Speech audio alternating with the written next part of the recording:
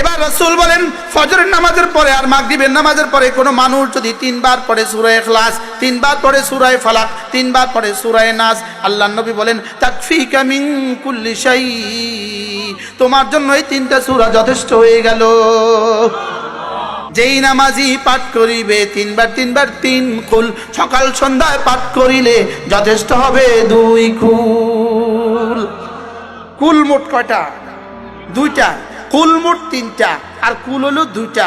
যেই নামাজি পাঠ করিবে 3 বার 3 বার 3 কুল, সকাল সন্ধ্যায় পাঠ করিলে যথেষ্ট হবে 2 কুল। তাহলে ফজরে পড়বো সূরা ইখলাস 3 বার, ফজরে পড়বো সূরা ইখলাস 3 বার, ফজরে পড়বো সূরা ফালাক 3 বার, ফজরে পড়বো সূরা নাস 3 বার, এভাবে 3 3 9 বার। মাগরিবে পড়বো 3 বার, জোহরে পড়বো একবার, আসরে পড়বো একবার, এশায় পড়বো একবার, ঘুমাবার সময় পড়বো একবার।